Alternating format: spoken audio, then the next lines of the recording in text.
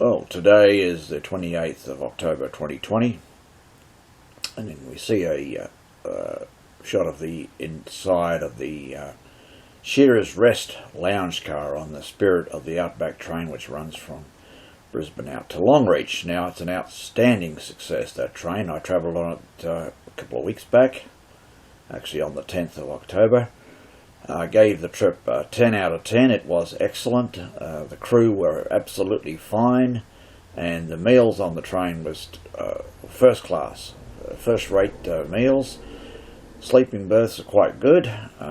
They're actually largely, they were converted from 1980s built cars that were roomettes, that's to say a single bedroom, a small compartment. They knocked the walls out of some of them and turned them into twinettes. In other words, two people could occupy that cabin.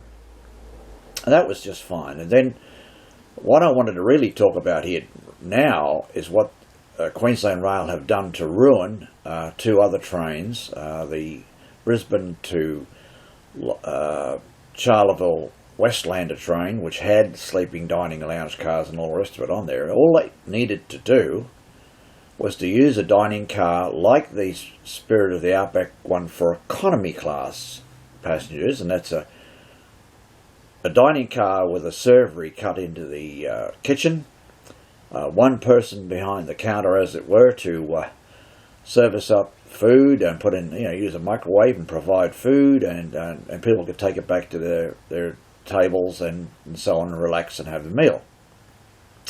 In other words, one crew member could have done the job. And the sleeping car could have been 10 berths for the public and 4 berths, which would be 4 roomettes at one end of the car for the crew.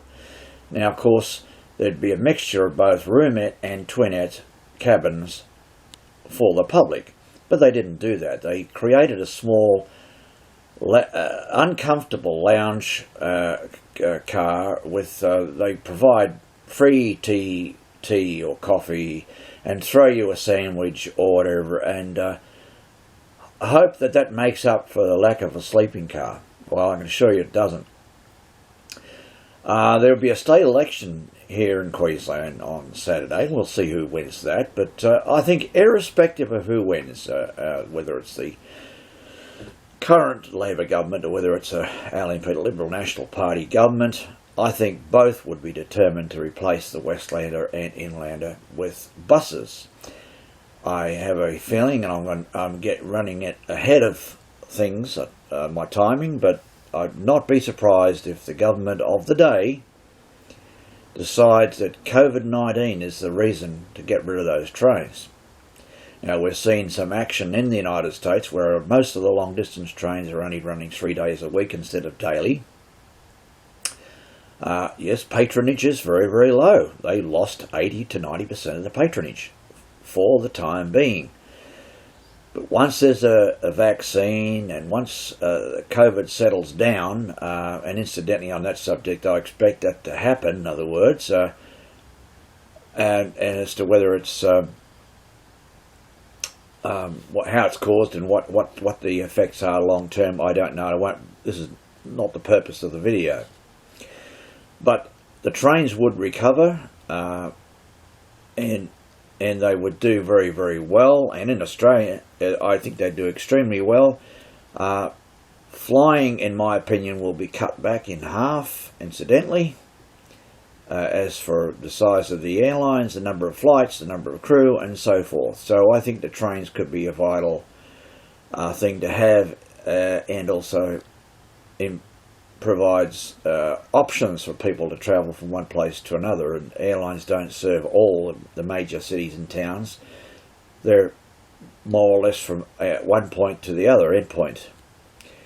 So I do expect the government to replace the Inlander and the Westlander with buses, and they'll probably just say, right, it's going to be a 7-day-a-week train from Brisbane to Cairns. That hasn't been announced, incidentally. I've got to rush to say it's only a 5-days-a-week service now, but it is feasible to be a 7-day-a-week train.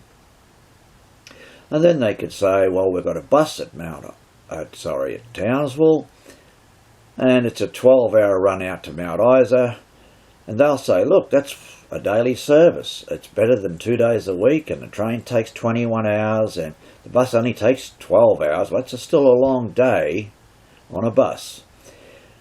Now, I think that'll be the selling point, what they will do, but I'm coming in ahead of things, let's say, on this, so I'm making it today, as I said, the end of October. And we'll see how long it is before those 2 trains that I've mentioned get the chopper and get replaced by buses. I'm not advocating it. I'm far from advocating it. I just mentioned to you what I considered to be a viable option to improve the train and to cut the cost of operation of those both trains. But Queensland Rail have no interest whatsoever in improving those 2 trains. In fact, they want to cut them out, and they cut the sleeping car out, and they've cut the lounge car and the dining car out, and so on, and made it just an absolute nightmare, where they give sleeping berths to their crew, and the passengers have to sit up all night, or maybe lay on the floor on their long journey. In the case of, as I say, Townsville to Mount Isa, 21 hours. It is a long trip. It is a slow train, and I know all that, but the ambience of train travel, just the enjoyment of train travel, is the point. It's like the spirit of the outback. The point of it is the train is a luxury train. It has dining lounge and sleeping cars. It does have a couple of sitting cars, but even a dining car with a servery, as I said, for those people who are sitting up. So a mini version of that could have occurred between Brisbane and Charleville on the Westlander, and could have occurred between Townsville and Mount Isa on the Inlander. There's a lot of people guilty about this, but please, people that I'm addressing this to, don't ignore it. I would suggest very briefly 2 daylight sections of travel that you could do. Well, anyway, sorry about that little interruption there. A friend of mine rang up, and I just wanted to round out this discussion, let's say. I have covered most of the points in it. In other words, Queensland Rail could have done something better than what they did. I don't know who was responsible for ruining both the Inlander and Westlander. I'm not putting up any kind of conspiracy theory, but it makes you think, goodness me, what else could be behind it other than we've got to get rid of those 2 trains, and then along comes COVID-19. Oh, what a blessing for Queensland Rail. They'd say, they've done already with the Spirit of the Outback and Spirit of Queensland, and even the Tilt train, about half the capacity of what they were.